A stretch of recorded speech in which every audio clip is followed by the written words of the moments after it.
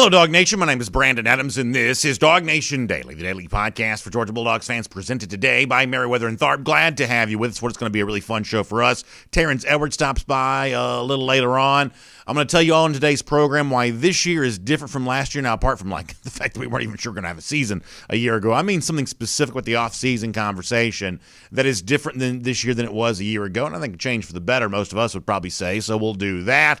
Before we're done, we'll hear from a top-flight UGA recruit. Great visit last night with Jeff Sintel on Before the Hedges, presented by Kroger, and some praise coming in for a couple of big names in the Georgia roster that you'd love to see big seasons from at least one of these two guys. We'll talk about that off the very top of the program here today. It is going to be a great show. It is jam-packed just for you. DawgNation Daily, the daily podcast for Georgia Bulldogs fans, presented by Meriwether and Tharp, begins right now. Today's episode of DawgNation Daily is brought to you by Meriwether and Tharp, your source for Georgia divorce. Find them online at theatlantadivorceteam.com. Presented by DawgNation.com. This is DawgNation Daily, the daily podcast for Georgia Bulldogs fans. Here's your host, Brandon Adams. I got a tweet, I think it was yesterday, from somebody who said, BA, I enjoyed the show, but would it be possible if we stopped talking so much about who's going to be taken off the Georgia roster in the 2022 draft? We have done a lot of that over the course of the last few days, and the good news for that tweeter or anybody else, we are now ready to talk about some different things here on the show as we kind of look at what is at stake for Georgia for the upcoming season and what it's going to take to be able to get all of that done for UGA. And obviously, there remain a couple of pretty significant and unanswered questions that kind of float over the surface here. One of those, is the situation in the secondary. Now, obviously, the NFL draft does greatly influence that because you had guys leaving for the draft. Eric Stokes became a first-round pick. Tyson Campbell was taken number 33 overall. You lost safety Richard LeCounte to the NFL. DJ Daniels on his way to the next phase of his football life, trying to make an NFL roster. On and on you go. Mark Webb in that conversation there as well. A lot of very talented members of the Georgia secondary a year ago have kind of aged out of the program or moved on to the NFL or whatever you want to say, and there is now a need to figure out what happens beyond that for Georgia. And when Georgia coach Kirby Smart was talking about this very topic during the spring, he did not really hold back at all. It was one of my key takeaways from the spring that if you went into spring practice in March thinking, I kind of feel like there may be some questions for Georgia at the secondary position, specifically at the cornerback spots.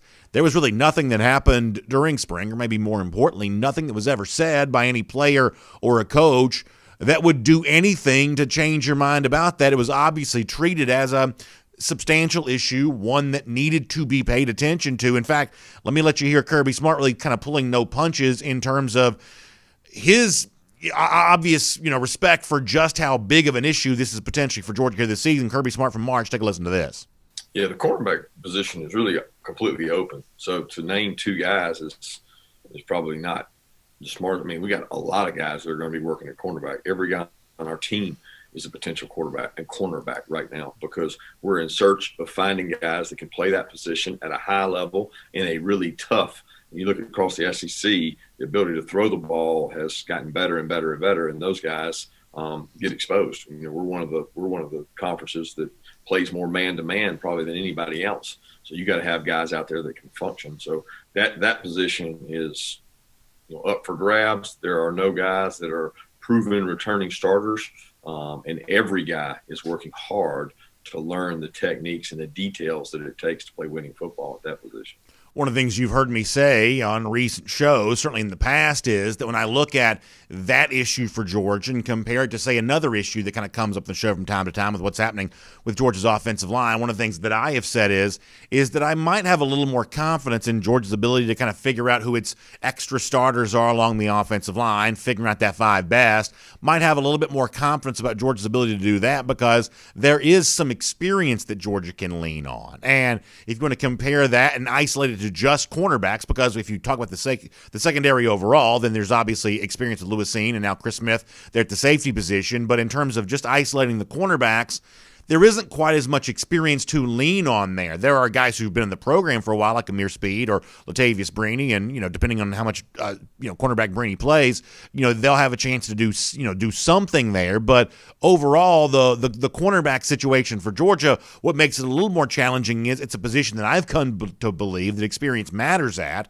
and obviously Georgia just has a little less of that experience there than it does in some other places. But that does not mean that the situation is sort of doom and gloom and there's no positive outlook for the Georgia cornerback situation whatsoever, nor does it mean that Georgia eventually can't have some emphatic answers there and have some very impressive play coming from the Georgia cornerback spot. There's still a chance that's true, whether it's reaching to the transfer portal and bringing someone in, something that might still happen, or whether it's leaning on some of the talent that exists in the program already, even at the cornerback spot. And that's what really matters here. While Georgia is minus the experience that is valuable at the cornerback position, it has the kind of talent that obviously still makes it the envy of so much of the rest of the country. And an example that kind of proves that point, Chris Hummer, a good writer for 24/7 Sports, was writing a piece the other day about the redshirt freshmen for 2021 around the country, not just in the SEC or certainly not just in the Georgia roster, but around the country, who ought to be getting some attention, who we shouldn't forget about. Sometimes we have a tendency to kind of move off those guys, after they've been on campus for a year and start thinking about the incoming freshmen for the upcoming year. But oftentimes, the biggest impact on a roster sometimes is made by your redshirt freshmen, guys who've been in the program, but maybe haven't, gotten their, full taste of experience as of yet. And on Hummer's list at 24/7 Sports of the redshirt freshmen that he could see making a gigantic impact, he mentions a couple of Georgia names, both of them cornerbacks, Keely Ringo and Jalen Kimber. Now, he lumps them together, and in the write-up on both Kimber and Ringo, I love the way that Hummer sums this up there at the end. He says, there's little telling at this point who will end up starting for Georgia next season at those cornerback positions, whether it's young guys like Ringo Kimber, obviously a guy like Amir Speed in that conversation there as well. But in terms of these redshirt freshmen, Jalen Kimber, Keely Ringo, two big-time signees from the class of 2020, he says, either way, both have immensely high cornerback ceilings and could emerge as impact players this year. Good stuff there, Chris Hummer, 24/7 Sports. I love that kind of money phrase there. Immensely high cornerback ceilings, high ceilings to potentially be top-end performers. Maybe you see some of that from an impact from these guys here this year. And obviously, if you're a Georgia fan and you're concerned about that cornerback spot, hearing things like that, maybe it makes you feel a little bit better. But there's actually a larger point on all of this that I want to make. And over the years, I've kind of said this a lot, and I will probably keep saying a lot in the years to come. This is just kind of the philosophy that I operate on. So Georgia will probably end up leaning on one of these two guys to eventually be a starting cornerback at some point in time this year, if not from the very beginning of the season. And at that point in time, Georgia fans are kind of left to hope, well, that guy ends up getting it done. There is seemingly some buzz around the program from time to time. I know Mike Griffith mentioned this yesterday, that maybe Kimber is ahead of Ringo right now. I don't know if that's true or not, but sometimes it feels like you hear a little bit of that buzz. But ultimately, the fan looks at Kimber, looks at Ringo, the two guys that get the praise there from 24/7 Sports, and they say, well, which guy is the one that you really can lean on here for this upcoming 2021 season? Will it be Keely Ringo? Will it be Jalen Kimber? And my very honest answer to that question is I don't know. And I'm not concerned about the fact that I don't know that, nor do I really care about anybody else who thinks they know it right now. Because here is the thing that always is going to be true for me. Then when it comes to these kinds of issues, you've got cornerback spot open. You may have two cornerback spots open, but you've got a cornerback spot open for a new starter, and you're trying to figure out who that starter is going to be. In issues like this, when you're trying to answer questions like that, for me, numbers are always more important than names. In other words, a collection of players, a number of players who could potentially emerge as a starter for a spot, putting faith and trust in that, to me, is always going to be more valuable than putting some sort of level of faith and trust in some player that I'm sure is going to be a knock it out of the park, grand slam, home run, can't miss prospect. Because the fact of the matter is, no matter who is the one that's doing the evaluating, whether it be NFL GMs for the NFL draft or the experts in the recruiting industry who kind of rate these players, when it comes to an individual evaluation of an individual player, those evaluations are going to be, wrong as often as they are right. They are going to have about a 50-50 batting average, and there's just loads and loads of data that support that to be true. But when you're talking about a population of players, and all of a sudden you only need one of the guys from that population to kind of break out and pop, that becomes a little bit easier to do. So this is the thing that I would tell Georgia fans about the unanswered question, the open spot there at the cornerback position, to kind of lean on a way that the writer here for 24/7 Sports seems to be evaluating this, that it's not about one guy who has to live up to his high school billing in order for Georgia to have what it needs at the cornerback spot. The reason why that Georgia is the envy of much of the country right now with its talent is not because any one player on the roster is definitely a sure thing, can't miss.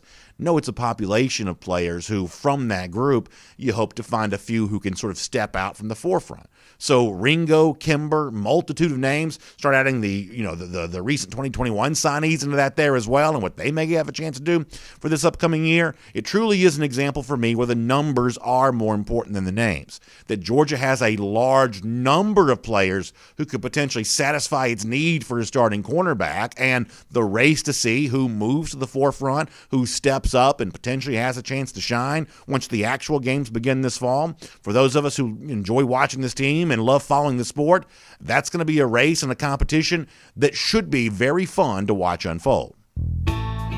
My name's Brandon Adams, and this is DawgNation Daily, the daily podcast for Georgia Bulldogs fans, presented today by Merriweather and Tharp, and great to have you with us no matter how you get to us today, live on video, 10 a.m., Facebook, YouTube, Twitter, Twitch. We're on the radio at noon on Athens Sports Radio, 960 The Ref, and as a podcast, wherever you find them. The Apple Player, the Google Player, worldfamousDawgNation.com. Many of you listen right there on SoundCloud.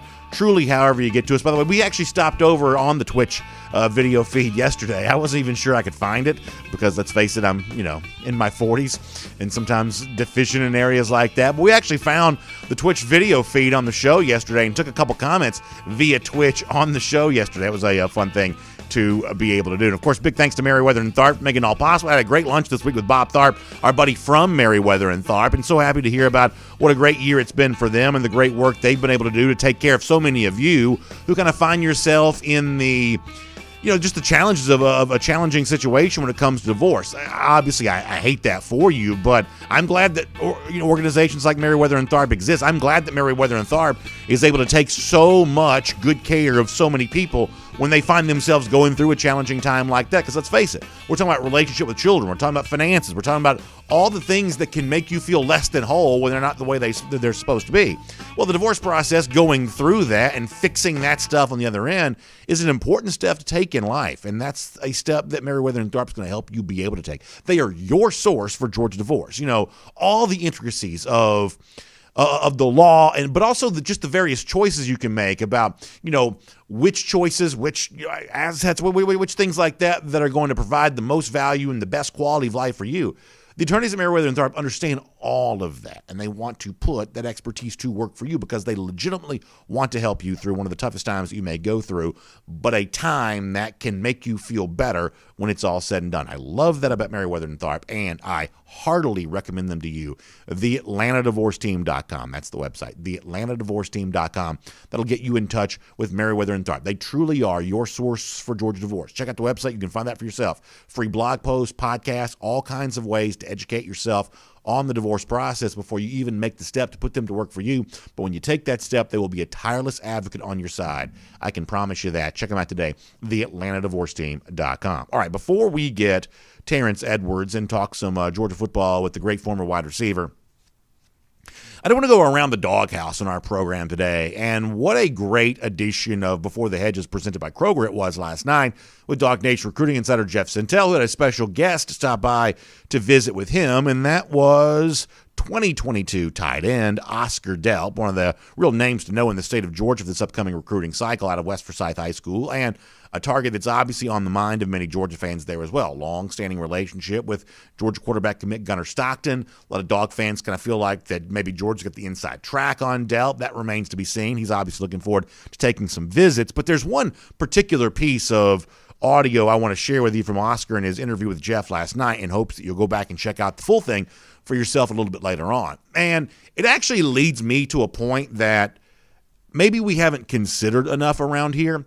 On this show a lot, and this kind of even goes beyond DELP, but on this show a lot, we talk about who are those Georgia assistants who are really getting it done on the recruiting trail. And you've heard me tout Trey Scott, for instance, a lot lately. Last couple of recruiting cycles, I don't know that anyone's recruiting defensive linemen any better than Trey Scott is. I think he's one of the real rising stars on this list of Georgia assistants. And I've been impressed with the way that Matt Luke has slid in place of Sam Pittman, one of the most respected offensive line coaches in the world, now head coach at Arkansas. But I think you would have to say that Georgia's offensive line recruiting has not really skipped a beat in the absence of Sam Pittman. Look at the wins that Matt Luke has collected. Very, very impressive in its own right there. Obviously, there are well-established names like Dan Lanning, and on you go, what Dale McGee has done with running backs, and you could just be very impressed with a lot of these guys.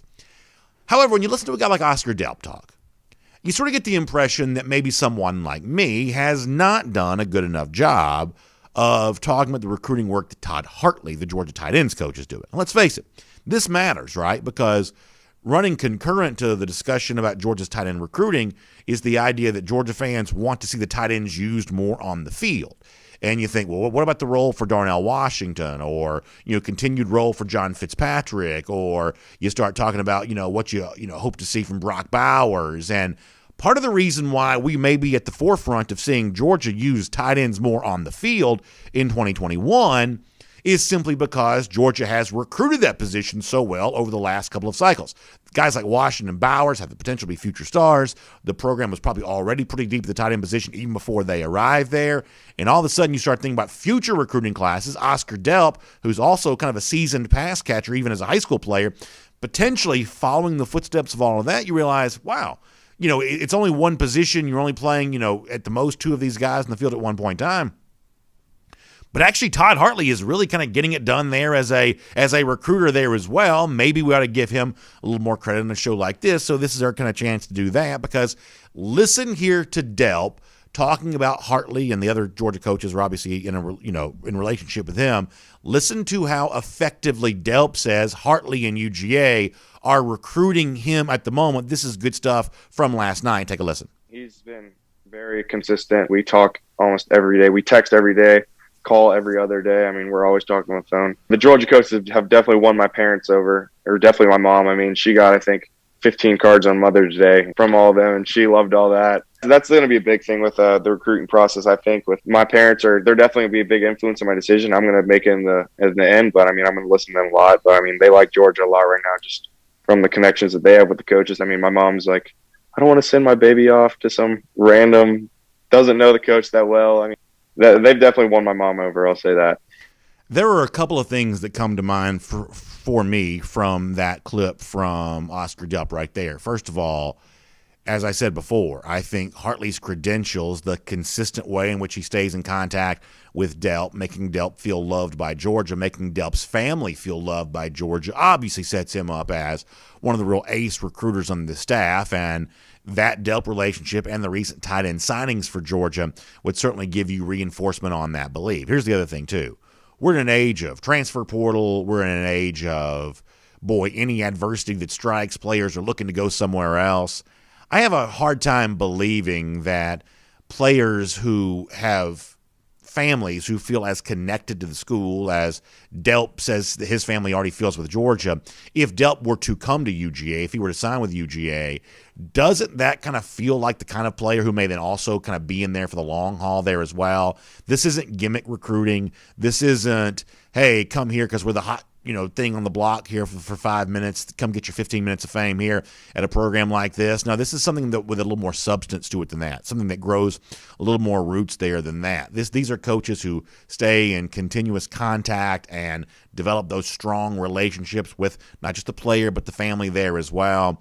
If you're a Georgia fan, I think you like this kind of recruiting. I think you like the fact that if DELP ends up choosing Georgia, not only will you be happy that Georgia got itself a good player, but I think you'll have some confidence in believing that he also chose Georgia for what you might view as the right reason. So really good stuff there.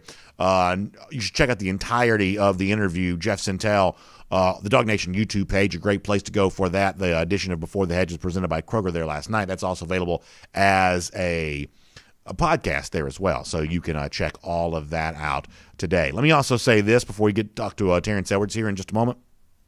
that there is still some opportunity, although these tickets are going fast, some opportunity for you to be with us for the big event next Friday. That's May 21st, our DawgNation Days of Summer event at the Battery Atlanta and at Truist Park.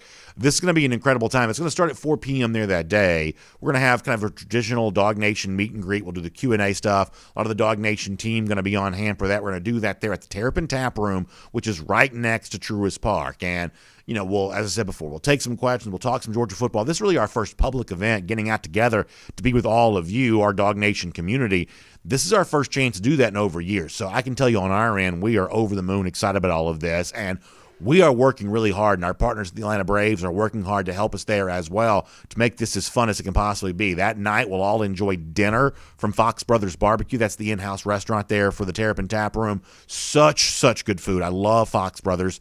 You're going to love that there as well. We'll enjoy some Terrapin beer, some beverages there as a part of all of this. We've got some DawgNation giveaway stuff. We're going to do that night. Some really cool things we're giving away. Also, you'll have a chance to win stuff from the Braves, signed baseballs, future Braves tickets, gift cards from our Terrapin Tap Room. And then after all of that, we're all going to go to the Braves game together. The Braves are playing the Pittsburgh Pirates there that night. We'll all enjoy seats in the lower level Diamond Corner section of Truist Park. So we'll be there together in the same section enjoying that. Tickets for all of this, the entirety of the event, just $77. That includes the fees, by the way, so that's a really good deal. Website to go to find out more about this and to purchase your tickets, more importantly, while we still have some availability. It's braves.com/DawgNation. Braves.com/DawgNation. It's going to be a great time. Please make sure you're part of all of that today. All right, before we're done, I'm going to give you an example of how this year's off-season conversation ahead of the upcoming season is far different, and in one respect maybe far better than it was a year ago, and this has nothing to do with the coronavirus. We'll do that coming up in just a moment. But for now, here on DawgNation Daily, presented by Merriweather and Tharp, for everything going on around UGA, let's talk to the great former Georgia wide receiver. It is Terrence Edwards right now. From Athens and across the SEC or wherever the recruiting trail may lead, here's a DawgNation.com insider.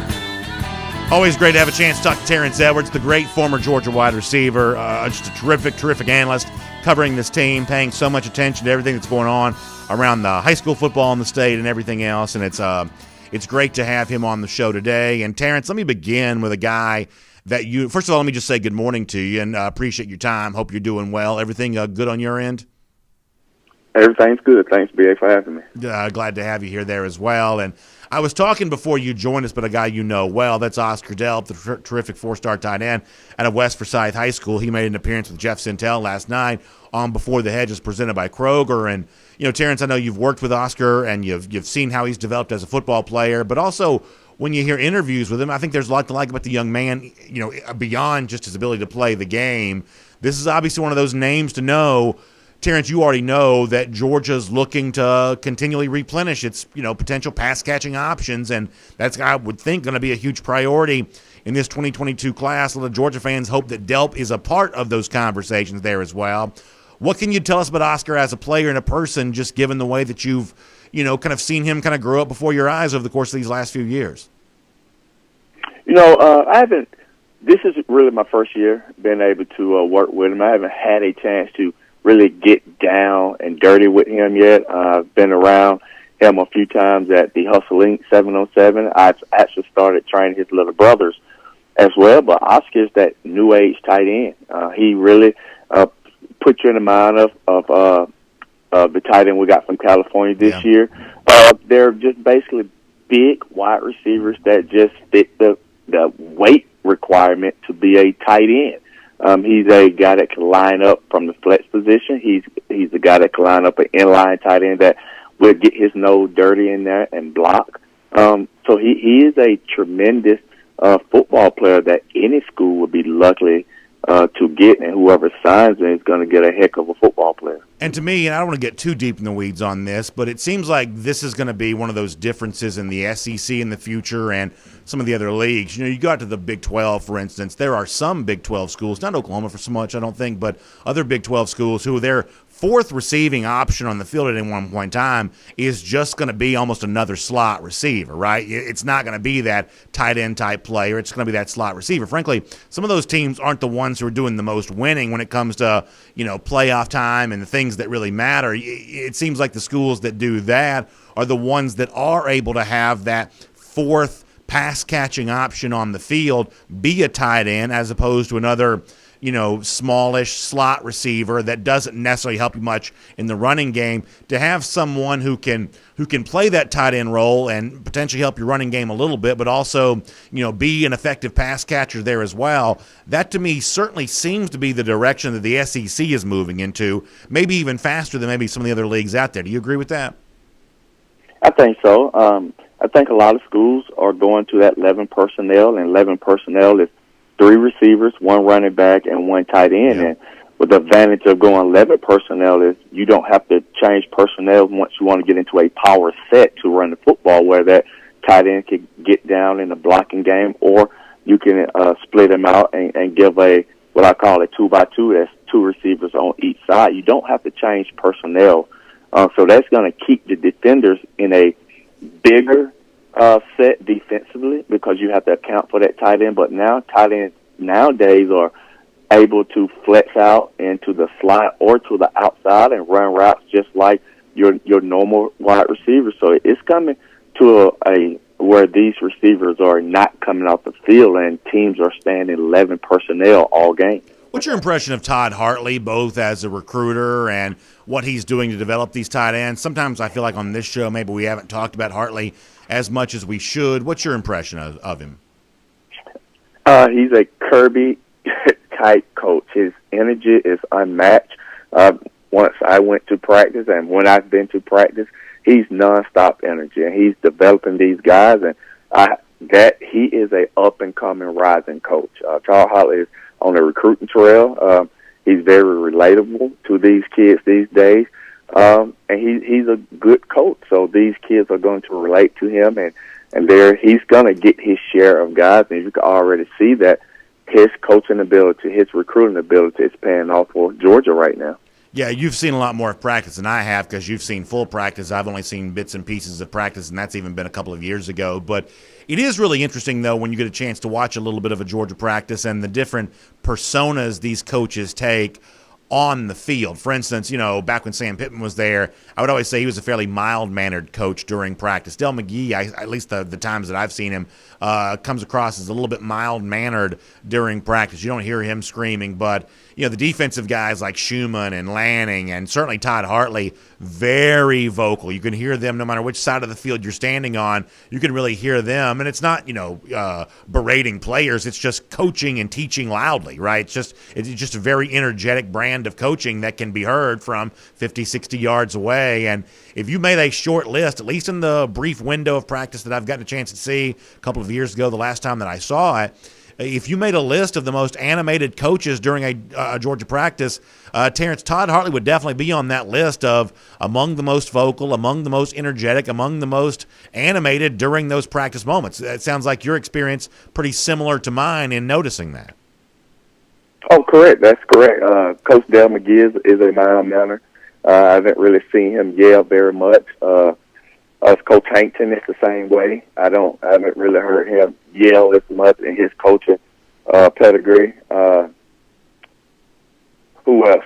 So on the offensive side of the ball, Coach Hartley is that guy that is the most animated. Even Coach Coley, when he was there, he was a very animated. He had this very different soft Florida voice, so you could hear him over a lot of the coaches. But more of the animated coaches are on the defensive side of the ball.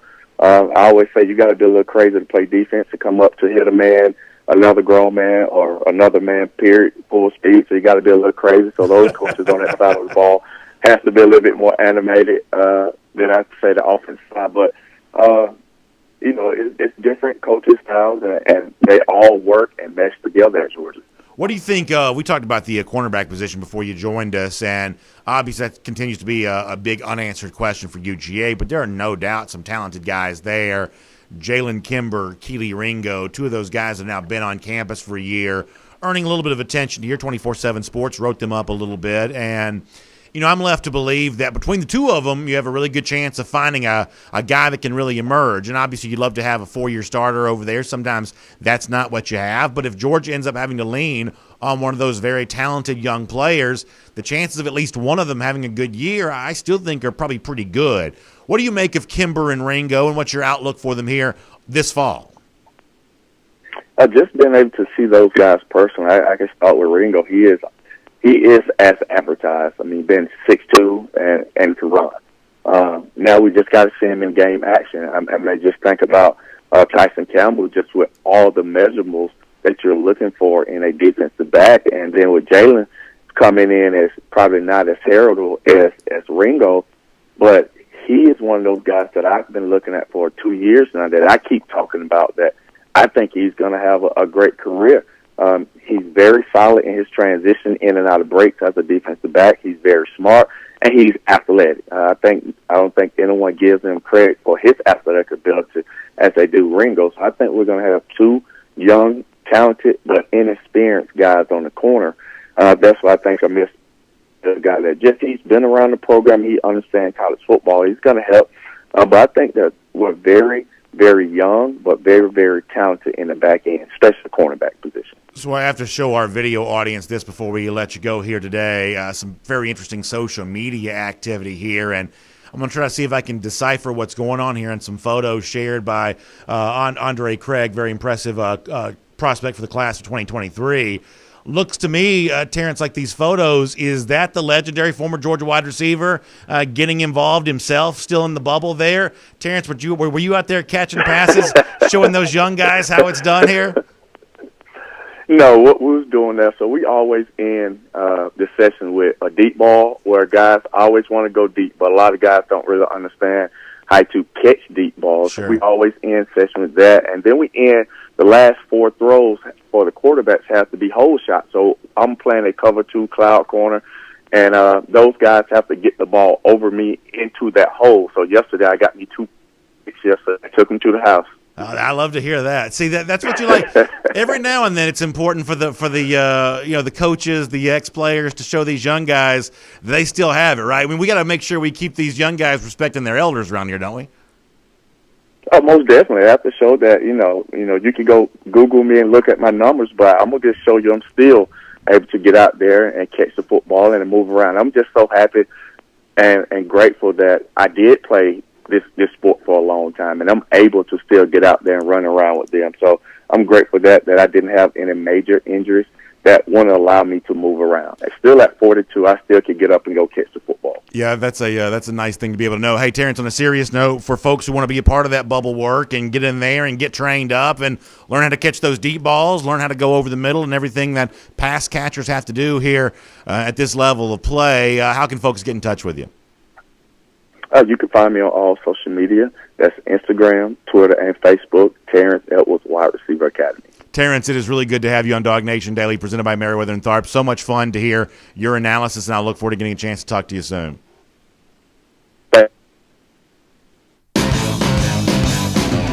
Let's take a look around the rest of the league. This is SEC Through.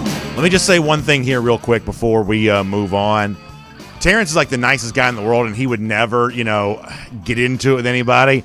But you can talk about one of the great, retorts of all time. If anybody ever is doubting you or anything like that, did you hear what he said there a moment ago? He said, listen, you can Google my numbers. There is no better response to anybody who wants to talk trash to you than to just casually say, Google my numbers. And listen, those stats at the University of Georgia certainly back all that up. That is a very, very nice way to shut up any kind of, back and forth that may be going on. Listen, Google my numbers and get back to me. I love that from Terrence Edwards right there. That is a lot of fun. We got a lot we want to do here for our SEC Through. Also, before we do that, I want to tell you about the Finish Long drink here for a moment. This is going to be such a cool thing for you to know all about as we head towards the spring and the summer. And a lot of you have been hearing me tell you about this over the course of the last week or so, and you've reached out to say that you've tried this there yourself. The people that I've introduced this to in my life have loved this there, too. It's the Finish Long drink. It comes, obviously, from Finland. Back when the summer games were in Helsinki, I think back in the 1950s or something like that. So the drink was essentially invented then and enjoyed there, and then it's kind of migrated its way over to the United States. I think it came to the United States around 2018 or so, and the good news is now it's in the state of Georgia there as well. And in fact, it's really a lot of the places are around my house. It's big in Athens right now. A lot of the bars there. The young folks are enjoying that. A lot of golf courses around where I live. Kind of enjoyed that there too. Some of the beverage stores there as well. And really, it just seems like one of those things that everybody seems to love because it comes ready to drink right out of the can, whether you get the original, which comes in the blue can that has kind of like the citrus flavor. It's almost like hints of grapefruit. You kind of have that sort of gin kick to it all. You've got the stronger version that comes in the black can. You've got the Finish Long Drink Zero, which obviously 0 calorie. That's a really cool thing all the way around. There's a cranberry flavor there as well. There's a lot of different flavors, a lot of different choices, ready to drink right out of the can. So when you want something that tastes good and enjoyable, that's got the strong liquor kick that kind of goes along with that, but great flavor there as well. This is easy to drink, fun to enjoy. It's going to be a great time. You're outside a lot in the spring and the summer. I can promise this goes great with that. Check them out online. It's thelongdrink.com. That's the website. Thelongdrink.com. That's the website. You can find out more about that as we head through the spring and the summer. The Finish Long Drink, I can promise you that's going to be going with me wherever I'm going here as we head through the spring and the summer. All right, let me roll through here. SEC through, kind of a lot going on. I mentioned off the top of the program kind of an interesting piece of 24/7 Sports talking about Jalen Kimber, Keely Ringo. There were a couple of other SEC names in that story that I thought were at least worth mentioning. DeMarcus Bowman from Florida, the Clemson running back, kind of coming in here. He gets a little talk there with what's going on there at Florida. That's his new home there. But also Marshawn Lloyd from South Carolina. And this to me is a little bit more interesting in the case of Lloyd because Lloyd obviously dealt with injury a year ago. And even in the absence of Lloyd, South Carolina actually became a much better rushing team than they had been in previous years. That had actually been the knock on the Gamecocks there for a while. And the one impact that Mike Bobo was able to make a year ago, and I would say at this stage of his career, Bobo has become known as a fairly conservative offensive coordinator, but one of the things that he's become known for is being able to run the football. Last year, they did that. Probably went to Luke Doty at starting quarterback a little too late in the year, but that's kind of water under the bridge, whatever you want to say about that. But even in the absence of Lloyd, who was hurt for most of the year last year, Gamecocks became better at running the football. Now you add Lloyd back in the mix there. You kind of wonder for a Shane Beamer program in search of some sort of identity, leaning on Lloyd, leaning on the success they had in the running game a year ago, does that become something that South Carolina is able to do? I'm probably paying fairly close attention to that. To see where Tyreek Johnson is entering the transfer portal, former 5-star signee at Ohio State, has not really been a huge factor. This from a guy from the class of 2018. Georgia was involved in his recruitment at the time. I don't really get the impression, Georgia's already added a Tyke Smith, someone who kind of occupies that potential safety role. And frankly, Georgia's got what you think of as starting safeties already. Georgia, I would say, needs cornerbacks right now. That is not really what Tyreek Johnson is, at least not really what I think of him as. I think of him more as a safety. But I would think there is a very good chance, you even hear some rumblings about other SEC teams involved here, Tyreek Johnson being back on the open market will probably impact some SEC team. You're going to hear SEC teams prominently mentioned in his recruitment. My personal guess is this does not end up being one of those guys that Georgia goes after, but every time a defensive back does show up, we will probably be paying, fairly close attention to some of those names. A couple other things here real quick. I did see where TJ Finley, and I think it was 24/7 Sports that had this as well, TJ Finley, quarterback, leaving LSU. It sounds like other SEC teams are kind of in the mix for him potentially. I guess even Auburn has shown up here. And some people obviously will kind of wonder, well, could Finley come in there and, potentially take that job away from a Bo Nix or something like that? Maybe he could. I don't know. I think this is more for me, though, if Finley were to go to Auburn. No indication right now that he would, but it seems like Auburn is kind of showing up in some of these early days of the Finley discussion upon him leaving LSU. To me, this kind of comes down to the fact that Auburn right now just does not have a lot of quarterbacks in its program. I mean, I follow the league pretty closely. I'm not even sure I could tell you who Auburn's backup quarterback beyond Nix even is right now. They've obviously lost guys like Joey Gatewood and Malik Willis, now famously at Liberty. This program's had some attrition at that quarterback position over the course of the last few years. So as you hope, if you're an Auburn fan, as you hope for big things from Nix, you're kind of left to wonder, well, if it's not Nix, then who is it really? It's one of the reasons why I think they'll also lean heavily on their running game this year with Tank Bigsby, because this is a program that, lost a lot of receivers. kind of an uncertain situation at quarterback beyond Bo Nix, who himself has no share of doubters right now, but maybe TJ Finley, who did play some for LSU a year ago when he played, actually, at moments anyway, played okay. Maybe Finley could end up being an answer there. It sounds like based on some of the stuff you've seen from Finley, he'd like to stay in the SEC if he could, so we'll see if that indeed happens. I saw some interesting quotes from Josh Heupel recently, the Tennessee coach, who made an appearance on one of the Outkick the Coverage shows. And the question that came up was the feeling that exists about Tennessee fans who've just grown very impatient. And a lot of you know that I'm not a huge believer at Heupel in Tennessee. I don't think this was a very good hire. I think that Heupel is too inexperienced to handle the very, very serious issues that exist around the Tennessee program. But even someone like me, who's more than a little bit skeptical of Heupel, I actually like the answer he gave to this question. He talked about his time in Oklahoma. Heupel was a great quarterback, national championship winning quarterback with the Sooners. But when he arrived at Oklahoma, prior to that, they hadn't been to a bowl game, he said, in like 5 years. You may remember like the John Blake era, predating the Bob Stoops era there, where Oklahoma really had kind of fallen on hard times. And the obvious analogy is that, Oklahoma, power program, people think of Tennessee still as a power program, that if Oklahoma could resurrect itself, why couldn't Tennessee? And I used to kind of roll my eyes about stuff like that because of the geographic disadvantage that Tennessee kind of finds itself in. I sort of wondered if it was still capable of recruiting at a level at which could produce championships. And I know Georgia fans don't want to hear this, but this is my honest belief, is that now I'm a little less likely to say Tennessee can never be good again because so many programs do recruit nationally now that why couldn't Tennessee kind of get back involved in that again? I think the issue, though, is the long road back towards respectability you have to go through. I don't think it's an impossible journey. I think Tennessee could be good again. But, man, it's important to acknowledge just how far away from it they are right now. So I don't believe in Heupel, but I did not mind the quotes that he gave yesterday. I actually thought that was kind of interesting. And then one more very quick SEC through story here for a moment. We have talked about the situation at South Carolina, the weird political battle that the university president, Bob Caslen, found himself in.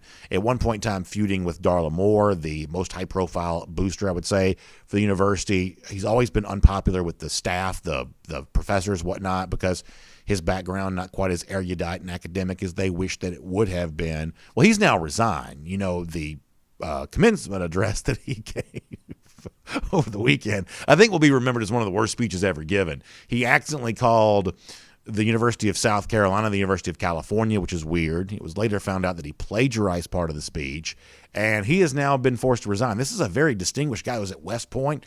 This is a guy with a pretty sterling resume up until now, and yet essentially resigning in shame from the University of South Carolina. A lot of Gamecocks fans kind of using this right now because they're unhappy with their athletic department, and they're trying to,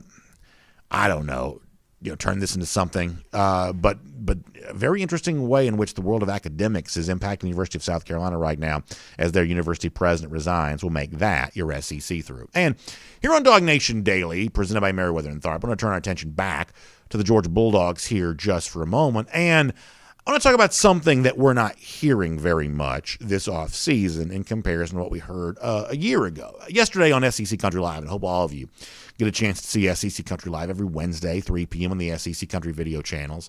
I talked about an anonymous assistant coach who was quoted in an article at Saturday Down South talking up what he thought was going to be a better year for the Florida defense. Because, Florida defense, had its issues with getting blown out by Oklahoma in the bowl game, gave a bunch of points to Alabama in the SEC championship game, even though the offense helped keep it close, gave up too many points against LSU and kind of the embarrassing, regular season finale loss there. So the Florida defense has been under a lot of criticism. In fact, there are a lot of Gators fans who did not want Todd Grantham to come back for 2021, but he is, and kind of a contrarian piece, at least a little bit at Saturday Down South, of some belief that the defense for the Gators is going to be better this year. Let me quickly read what the anonymous coach said at SDS here this week. He says about Florida, they're going to be much better up front. Gators brought in all those tackles, and the young guy, Javon Dexter, is a problem. They'll be tough to run on this time, and watch how much better the linebackers are. That's a SEC assistant coach is quoted by Saturday Down South. And listen, maybe that ends up being true, maybe it doesn't. Obviously, I think most Georgia fans would say Javon Dexter is a very good player, so at least in that sense, they've got that going for them. But my reason for reading that quote from Saturday Down South is think about how little we're hearing about that kind of stuff this offseason. This has been a very, very quiet offseason around Florida in terms of generating much in the way of buzz one way or another. I mean, if you really listen to the offseason conversation of the SEC right now, I mean, thus far, it seems to be a lot of this stuff related to how good can Texas A&M be, and based on what Jimbo Fisher said recently, are they a legit threat to Alabama? And that seems to be the offseason conversation right now. There's almost nothing going on with with Florida and their ability to repeat and win the SEC East for a second year. And you might be left to say, well, BA, it is the spring and summer. How much college football conversation is even going on at all right now? And so I want to do this just very, very quick. Let me go back to the past. A year ago, almost exactly. These are audio clips that were collected during the March, April, May portion from a year ago, kind of crunched together.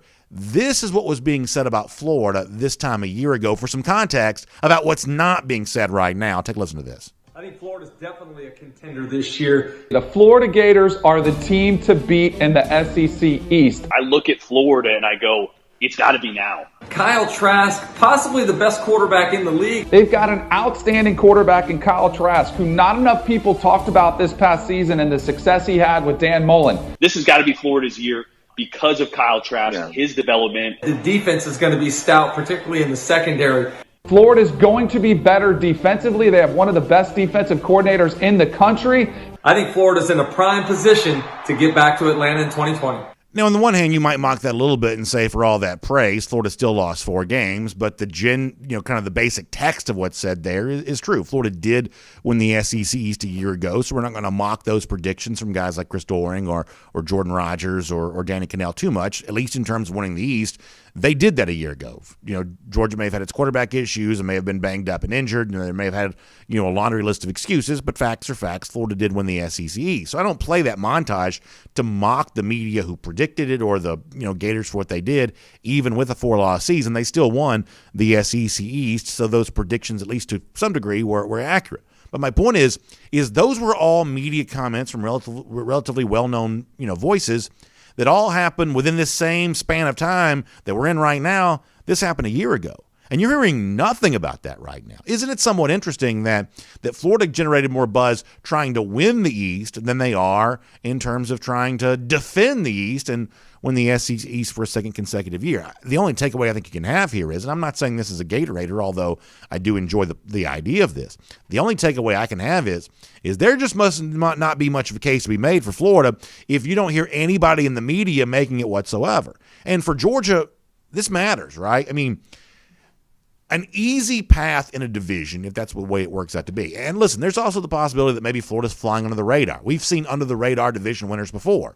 LSU was probably one of those in 2019. Auburn was probably one of those in 2017. Florida was probably one of those, at least in one of those 2 years, 2016 or maybe 2015. We've seen under-the-radar division winners in this league before, so maybe from a Florida fan's perspective, his team is flying under the radar right now. You at least have to consider that's true. But you also have to consider the possibility for a media in search of some sort of storyline. The fact that they can't find one at Florida, maybe that means the Gators aren't very good for this upcoming year. And if that's the case, an easy pathway into division is a weapon that Georgia has to take advantage of. You've got to coast. In 2017, do not discount the value for Georgia that year of knowing that it had that march through the SEC East, winning all those games by at least 2 touchdowns. Did the same thing again in 2018 there as well. That path, when you don't face the potential stumbling block in your division, ought to be the kind of thing that you use to be fresh, ready to go when the real games start to count in December and beyond. So keep that in mind. Right now, ear to the ground. You don't hear much about Florida, and that could be a very good thing for Georgia later on this fall. By the way, speaking of the lousy, stinking Gators around here, we still view that to be Georgia's biggest rival. And the game that matters, no matter how good Florida is, beating them up is going to feel really, really good. In fact, we celebrate that a couple different ways in our show. One of those is what we call our Gator Hater Roll Call. We give out our golden shoes. We've had some of our actually best submissions in a while have come in the last few days here. I want to honor a couple of these here today. Kind of themed time to go with the news. This from Budweiser and Dog is so funny. You've seen the photo of the people hoarding the gasoline. And he photoshops that saying, this is me downloading podcasts for a road trip. And he's got like the DawgNation Daily logo, the DawgNation logo, and some of our faces there covering up those gas tanks. That's really, really funny. Also, our buddy Mad Dog had a funny one there as well. Kind of an old school gas pump that says, sorry, no gas, with Dan Mullen. Mad Dog saying when your offense is as empty as your gas tank. Good stuff from Mad Dog. Both of those golden shoe worthy. How about Gator Hater Countdown? Nice even number. 170 days. We will see you tomorrow. DawgNation Daily, presented by Merriweather and Tharp. And on video time now for our R.S. Andrews cool down. Of course, R.S. Andrews, the one to trust for your air conditioning, heating, plumbing, and electric needs. Find them online at rsandrews.com. They will show up. They'll do the prices. They'll do the work that's promised for the price that's promised. You can find them online at rsandrews.com. By the way, one of the things we're going to do here, really, really cool. Connor, I know you're doing 1,000 things, but would you mind doing me a favor? You see those schedules that are on that table? Would you mind just handing those to me right quick? This is something that's really, really cool. We're going to start doing a giveaway for this pretty soon. I should have told you. And if you have to walk in front of the camera, nobody will mind. I apologize for asking to do that. So R.S. Andrews has made these really, really cool magnetic schedules. This is going to be a fun thing. We're going to give these away a lot over the course of the summer. So this is the 2021 Georgia schedule from our friends at R.S. Andrews. Very well done. I've got a whole stack of these that we're going to be giving out. So I'd love to give one of those to you, in fact, very soon. I hope to be able to do just that from our friends at R.S. Andrews. They've done really cool stuff with all of that. So find them online at rsandrews.com today, and they will take really good care of you. I'll go to Facebook first for anybody who's not been put yet into Facebook jail, and allow you to be a part of that conversation here today. Hope you enjoyed the show. Let's see what else is going on. Mike Tampa Dog, I think he's talking about those Gators, saying at least 4 losses for them. I'd love to think about that. Keith Finney wondering about the Florida quarterback situation. Yeah, that's what's really weird to me is, I mean, obviously, you know, it seems like Emory Jones is supposed to be the heir apparent there, but I mean, I think for a lot of even Florida fans, you know, I think they really gravitated towards some of the stuff that Dan Mullen said at the end of their spring practice. Remember, Florida had no spring game, so basically you had just this sort of spring summary press conference from Mullen looking back on things, and Mullen was not all that complimentary of Emory Jones during that press conference. So I think that if you were looking for some ammunition, that maybe they may consider an Anthony Richardson or something like that getting some snaps there. I think some of the words from Mullen himself would potentially give you some reason to believe that. Steve Highland says Gators are about to have back-to-back 4-loss seasons. Boy, I love the idea of that.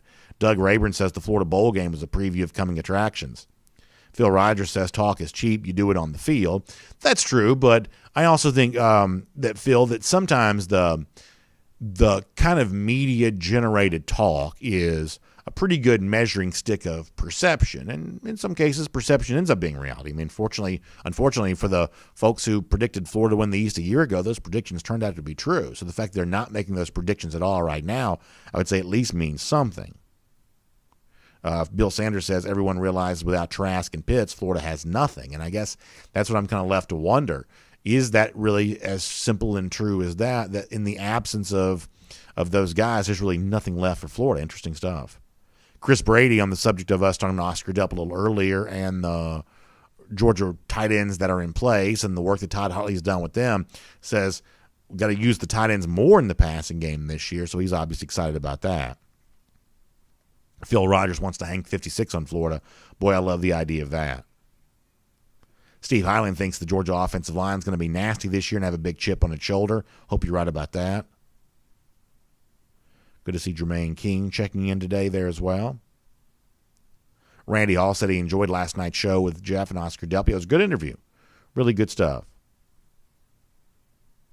Eric DeVorncy asked a good question. I haven't seen anything on this either. The new building the football facility was supposed to open after G-Day. Has there been any reporting on that or anything? It's kind of weird.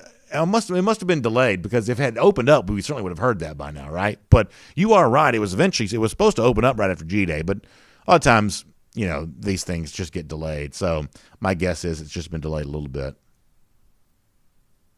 Isaac Cruz says when you mention Facebook jail, just mention Matt. Yeah, I guess that's true. Let's see what else. Brian Whitehead, thanks for checking in. Phil Rogers wants to see the Georgia pass rush get after Emory Jones. Yeah, I hope so. Randy Hall says, this is the offensive line thing from yesterday, and it's a good question. He says, why is everyone so concerned about our offensive line with 4 5-stars and a dozen 4-stars? Shouldn't UGA have a stellar offensive line? And so I would say that the way you framed the question is the reason why I'm probably not that worried about it, because you can either lean on experienced starters in one spot plus talented newcomers to eventually emerge in the, as that 5th starter probably. We'll assume that Warren Erickson kind of has the center spot locked down for now, with all due respect to Cedric Von Braun, who could emerge as a starter eventually. But let me steel man the other side of this argument for a moment. That the person on the other side of that argument, what they would say is, yes, but pass protection showed up as an issue against Cincinnati in the bowl game. That was a good defense that kind of put you on notice a little bit. The Clemson pass rush is obviously even better than that, and that if you've got 4 good starters at offensive line, or even 4 solid starters at offensive line, but if you have an issue at left tackle against a team like Clemson, that could be the kind of thing that could really be a problem. And even though I'm probably a little bit more bullish on the offensive line situation than some people are, I have said repeatedly that any kind of issue on the offensive line could get you beat against an opponent like Clemson, because obviously their depth and their level of dominance with its own defensive front is so pronounced. So, to answer your question, Randy, I would say that if Georgia's playing, Azusa Pacific to start the season and then playing kind of a normal schedule after that, my guess is this does not probably pop up as big of an offseason topic as it currently is. But because it's Clemson there, the most challenging game for your offensive line at the very beginning of the season, all of a sudden you're grading on a little harsher curve, but the 5 guys that you have there in that spot. So you may disagree with the overall take on that, but do you think I did a good enough job of framing the argument there? Because I believe that is the argument that exists on the other side. Good to see Buddy Parks checking in. Good questions coming in about whether or not our friends at Meriwether and Tharp or Second Chance Law can get you out of Facebook jail. I'll have to ask about that. I'll have to ask how they can go about doing that. By the way, Jermaine King also brings up a good point. I almost mentioned this during the regular show and just didn't get around to it. So I'm actually kind of sad to hear that the varsity in Athens is closing. I like the varsity, and I always have. It's one of those things that some people do, some people don't, but I like the varsity. I like the Athens varsity. And, it's kind of a good restaurant to eat with kids, to be honest with you, for a lot of, and I just kind of grew up going to the varsity, right? I mean, now there are varsities all over the place. There's one in Dawsonville, and there's, been one in like Jimmy Carter Boulevard in Gwinnett County for a million years. But when I was a kid, you had to be somewhere to go to the varsity. You had to be in Athens, you had to be like in Atlanta. There's like a varsity junior off Cheshire Bridge Road, but whoever went there.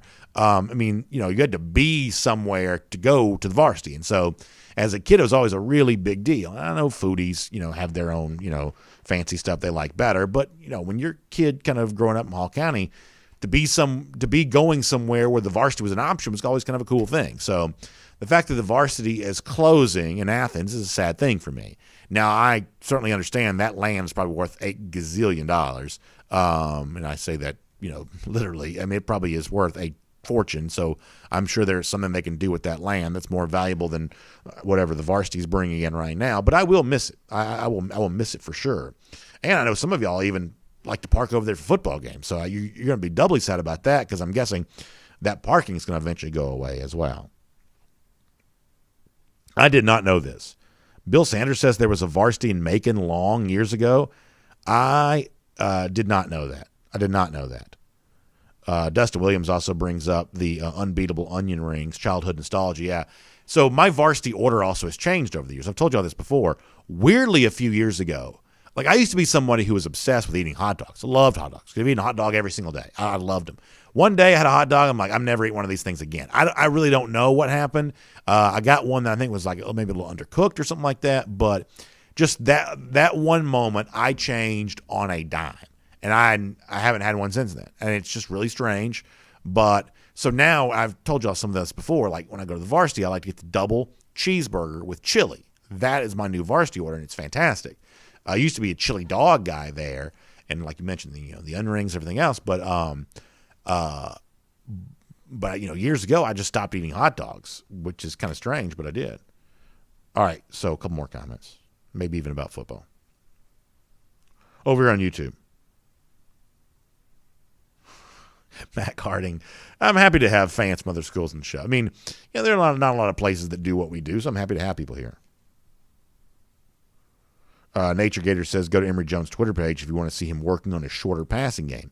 The kid works hard and spends a ton of time in the video room working on a skill set. So there you go. Good luck to him. Connor Graham, if what you're saying is true, that's pretty disappointing. Without getting into anything beyond that, that in my opinion would be a trade down, but to each his own, I guess. Brandon Griffin, same thing for you there as well. All right, let's see what else.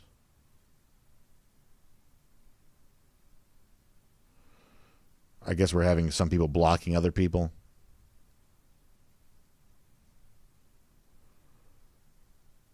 Let's see what else is going on. There's been an argument about running back university on this YouTube page. I think the thing's been going on for a year. I mean, it's the same argument the best I can tell, it seems like it has been. Cody Ledoux says about Georgia doesn't have 2 or 3 new interior offensive linemen.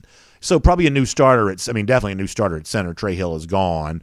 It's either going to be Warren Erickson or Cedric Von Prawn. But, there's a chance, Schaefer, was a starter at tackle. At guard a year ago. He's coming back, probably looking to start again. If Jamari Salyer becomes that starter at guard, that's another guy who's got starting experience there.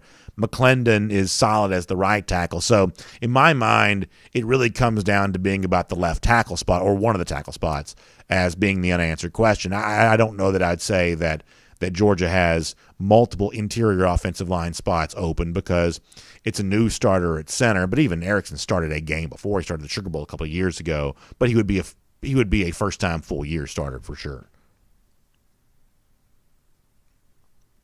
But once again, I do feel, it's important to also kind of tout SVP here as someone who's going to, I think, really compete for playing time there too.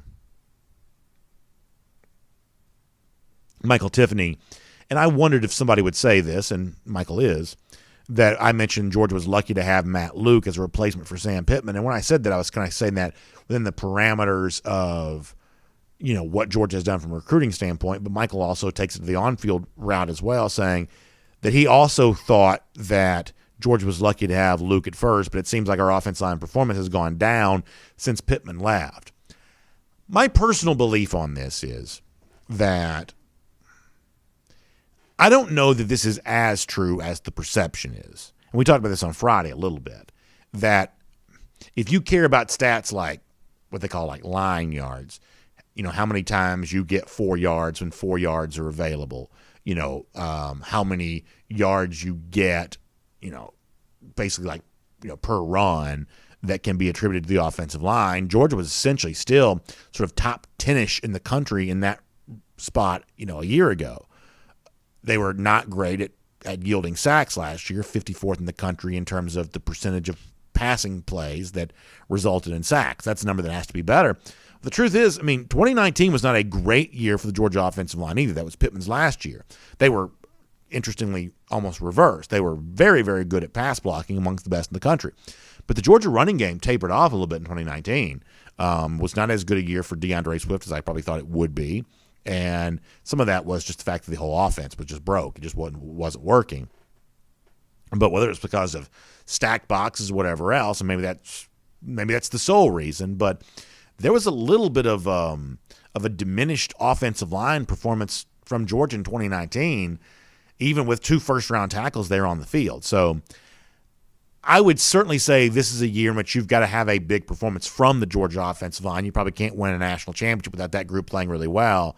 But I don't know that I quite think that things have been as problematic as some people think they have been, Michael. That's my kind of long-winded answer on that. I respect the premise of the point that there are some areas in which Georgia needs to get better, but I don't think it's maybe quite as bad of an issue as some people kind of do. Interesting point, though. Cody Ledoux, thank you for the kind words. I appreciate that.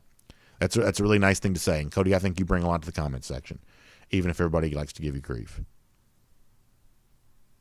Jordan Bowman says, this is kind of funny. He says, unfortunately, I'm unqualified to discuss Heisman-related things. I guess that's right. Clemson's never had a Heisman Trophy winner. That's really something for all the history the program does have, and you can make a case that, Deshaun Watson, Trevor Lawrence both should have gotten maybe more consideration. That's kind of interesting. Never really thought about that.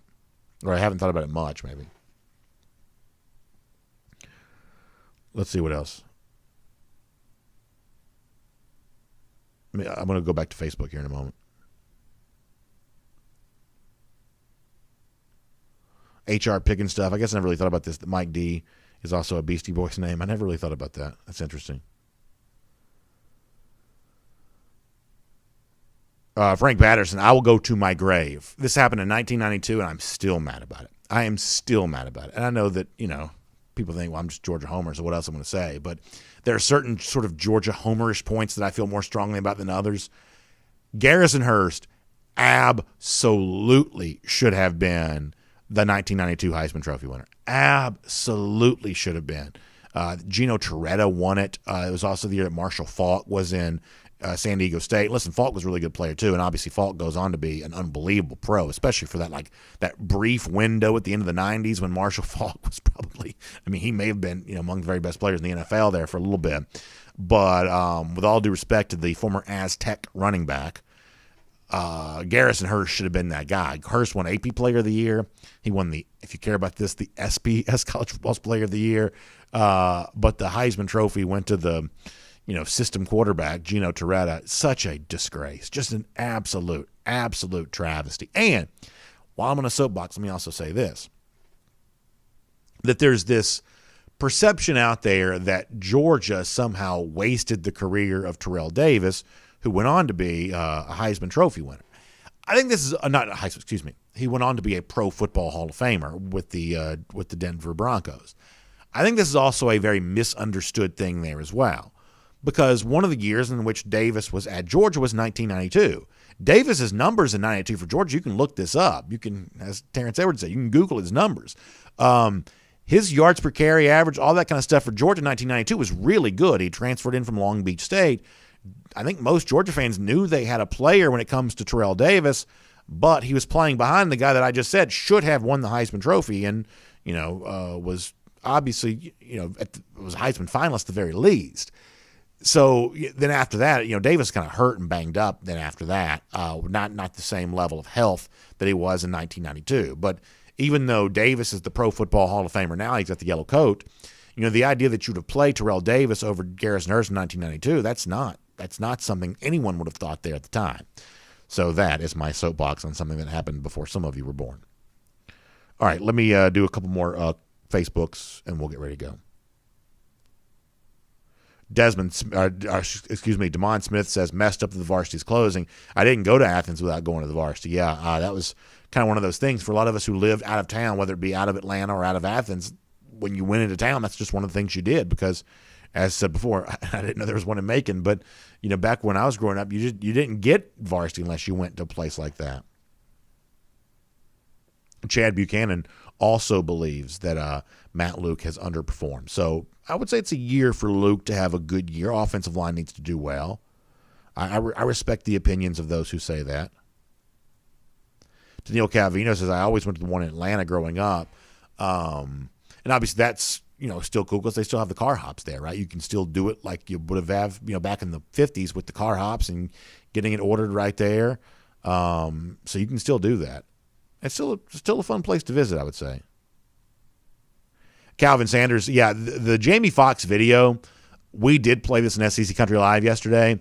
The one from Georgia Tech. Listen, all credit where credit's due. Tech embarrassed itself to no end with the stadium photo.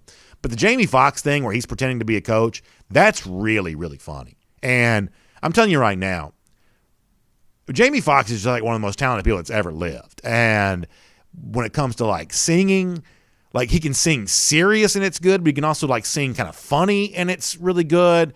And I don't know, it's one of those things where like if you ever spend time around high school football or spend time around coaches, the impression that he does of a coach in this video, it's one of those things you sort of have to see for yourself. I would hate to send you to Tech's social media feed, but this is just really, really funny. It's like he does this like very, very, very dead, spot-on impersonation of like every coach I've ever been around for 5 minutes. It is so funny. It's intimidating how talented Jamie Foxx is in just almost every area of live. I hate to give Tech credit, but I'm not even sure what he was doing there, but it was really funny. It was really funny. Very, very, very willing to admit that. Christopher Rule says Terrell Davis at Georgia was good. Garrison Hurst was unstoppable. Yeah, Hurst was amazing. Hurst was amazing. Let's see what else.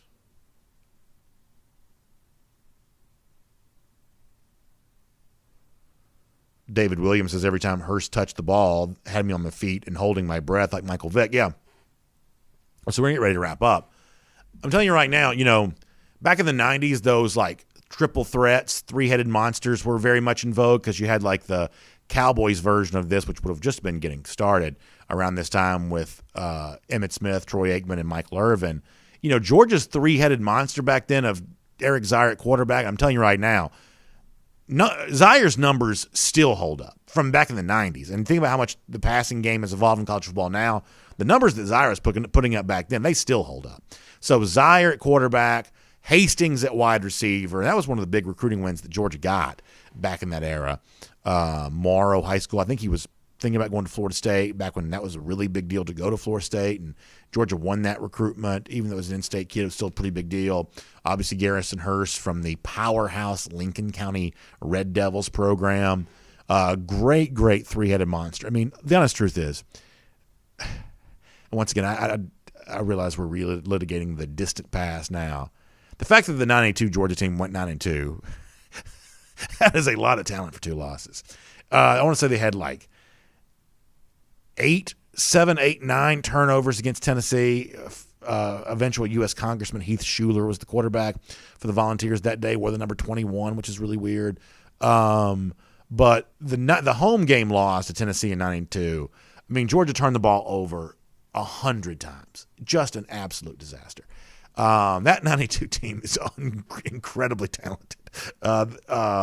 You had Randall Godfrey at linebacker. You just had some really, really talented dudes on that team, and somehow they went 9-2. Did beat Ohio State in the Citrus Bowl, if that matters to you. But that was the kind of team that probably should have found a way to put a 1 or a 0 in the loss column, just given what they were working with. But listen, that's all water under the bridge now, and they were still fun to watch.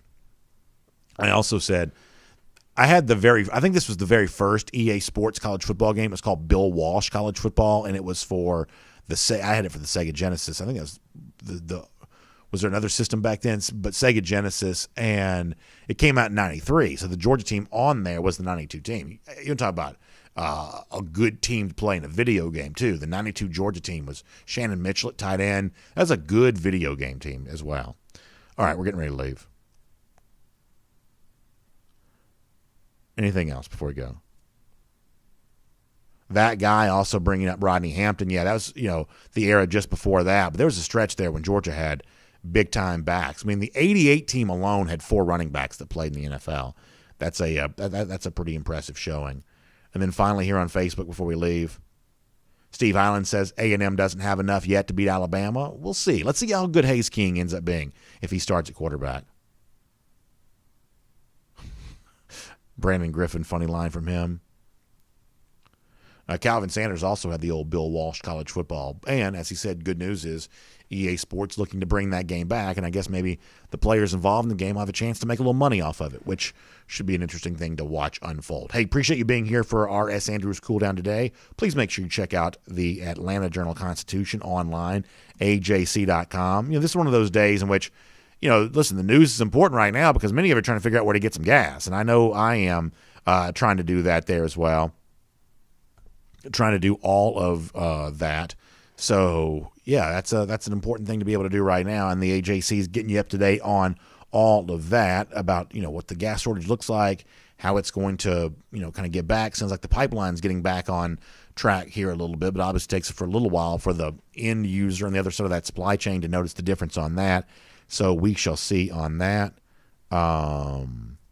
Also, some interesting poll data coming out from the AJC, kind of a poll exclusive looking at the political scene around here. You can follow all that. Falcon schedule, by the way, comes out there too. January trip to Buffalo, that's going to be a little bit of a big deal. So pay attention to that. Also, terrible news involving Mike Soroka, who had another setback as he tries to come back from his Achilles injury. Boy, that's not good for a guy the Braves desperately need. And on a happier note, the Hawks have now clinched. I saw their Twitter handle has the X next to their name, which signifies the clinching of one of those top 6 seeds. So not only are they a playoff team, which at one point in time this year seemed a remote chance at best, they are also now avoiding the play-in situation there as well. So good news for them on that as they really get a surprising win against the Wizards, a game that we didn't play very well in, but found a way to get it done and find a way to kind of clinch that playoff spot there on that too. Before we also go today, let me give a quick shout out to my friends at Engineered Solutions of Georgia. Y'all hear me talk about them, proud partners of UGA, doing good work for you. Foundation waterproofing issues, you know what they do here. I like supporting folks who support the University of Georgia. That's a really fun thing to do in regards to ESOG because they are, as I said before, proud partners, been longtime friends of ours here on DawgNation Daily. In fact, I think we're going to do a really fun thing with ESOG coming up just to celebrate how long they've been with us and all the good work they're doing for all the people that are out there. We're going to do that with ESOG here really soon. I think that's going to be a really fun thing. So do me a favor. You notice water creeping in your house, wet spot, something like that, or you see those cracks in your foundation, do not put that off because that ends up being a bigger problem down the line than the simple fix that might take place right now. Please give them a call, 678-ESOG now. That's 678-ESOG now. That'll get you in touch with Engineered Solutions of Georgia for your foundation, your waterproofing issues. All right, to all of you, thanks so much for being here with us on the program here today. Huge thanks to our friends at Meriwether and Tharp for making it all possible. Big thanks to R.S. Andrews for making the R.S. Andrews Cool Down possible. And I will see you back here tomorrow, 10 a.m., DawgNation Daily, presented by Meriwether and Tharp. We'll look forward to talking to you then.